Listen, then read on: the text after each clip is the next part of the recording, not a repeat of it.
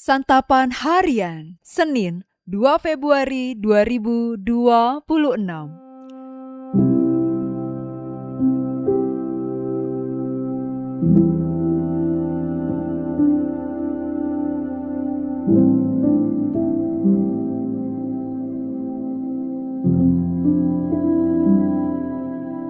Inilah program Santapan Harian, sebuah program yang mengajak Anda menelusuri isi Alkitab, agar Anda menemukan makna firman Tuhan sesuai dengan konteksnya.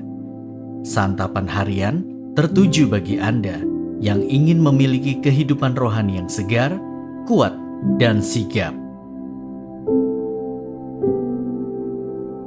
Hari ini kita akan membaca Ulangan pasalnya yang ke-31, ayat pertama hingga ayatnya yang ke-13. Namun sebelumnya, mari kita berdoa. Di dalam kasih-Mu Kristus, kami berserah untuk menerima dan melakukan kehendak-Mu di dalam kebenaran firman-Mu. Di dalam Kristus Yesus, Sang Firman yang hidup, kami berserah. Amin. Ulangan 31 ayat 1-13.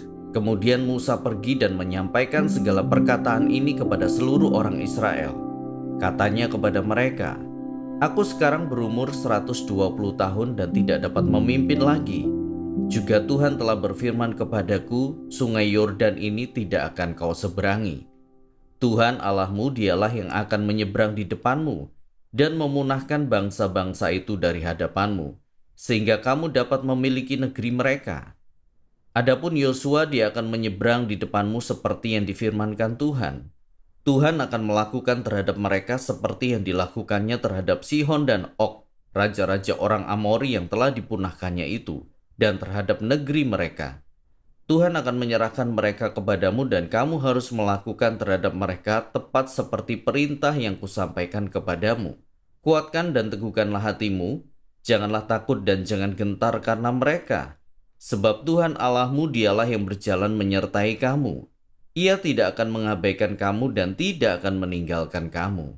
Lalu Musa memanggil Yosua dan berkata kepadanya di depan seluruh orang Israel, "Kuatkan dan teguhkanlah hatimu, sebab kamu akan masuk bersama bangsa ini ke negeri yang dijanjikan Tuhan dengan sumpah kepada nenek moyang mereka untuk diberikan kepada mereka.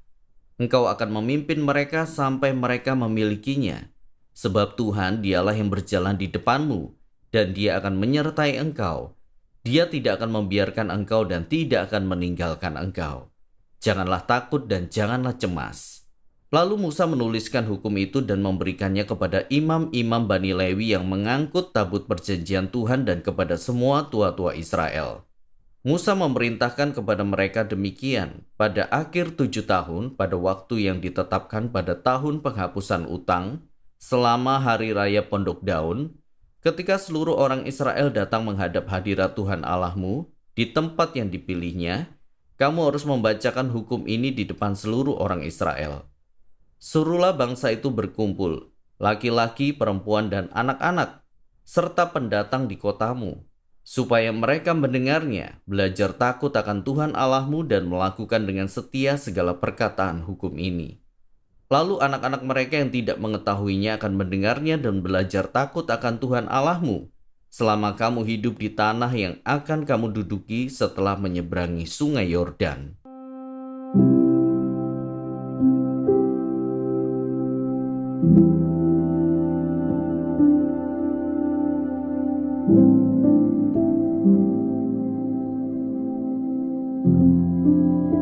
Sahabat Scripture Union Indonesia, tugas yang Allah berikan sering kita rasakan terlalu berat dan tentunya kita sering khawatir dan takut karena kita tahu bahwa kemampuan kita sangat terbatas. Nas hari ini menunjukkan agar kita tidak usah takut.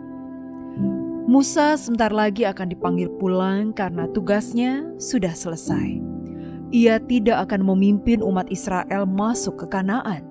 Musa yang mengerti kekhawatiran bangsa Israel menegaskan bahwa Tuhan akan menyeberang di depan mereka dan memusnahkan bangsa-bangsa Kanaan dan mereka akan dapat memiliki tanah Kanaan. Tuhan akan melakukan terhadap mereka seperti yang dilakukannya terhadap Sihon dan Og, raja-raja orang Amori yang telah ia punahkan. Tuhan akan menyerahkan mereka kepada bangsa Israel. Umat diminta untuk menguatkan dan meneguhkan hati mereka karena Tuhanlah yang akan berjalan menyertai umat Israel dan tidak akan mengabaikan serta meninggalkan mereka. Musa pun berpesan agar Yosua menguatkan dan meneguhkan hatinya, sebab Tuhan berjalan di depan dan menyertai. Perhatikanlah, berkali-kali Musa berkata, Tuhan akan. Artinya, bangsa Israel maupun Yosua dapat menguatkan dan meneguhkan hati, karena yang akan berjalan di depan, menuntun, dan menyertai mereka adalah Tuhan sendiri. Allah tidak akan memberikan tugas kepada kita umatnya tanpa Allah menyertai dan memberi kita anugerah untuk dapat melakukan tugas itu. Karena itulah, jangan takut. Pada akhirnya yang akan berjalan di depan, menuntun, dan menyertai kita dalam tugas yang Allah berikan kepada kita adalah Allah sendiri. Akan tetapi, tentu ada tanggung jawab yang harus kita pikul, yaitu kita harus mau taat dan berani melangkah seperti yang Allah perintahkan. Marilah kita menguatkan dan meneguhkan hati kita untuk melakukan pekerjaan baik yang telah Allah persiapkan sebelumnya bagi kita. Allah pasti akan menuntun, menyertai, dan memampukan kita untuk melakukan tugas yang Ia berikan kepada kita. Mari kita berdoa. Tuhan Allah, kami percaya bahwa Engkau selalu menuntun setiap langkah kami. Engkau menyertai kami dalam segala situasi dan memampukan kami melakukan tugas yang telah Engkau percayakan. Kiranya kami tetap setia, kuat, dan berpengharapan karena Engkau bekerja di dalam dan melalui kami. Dalam pertelutan kami saat ini kepadamu ya Kristus, kami memohon. Amin.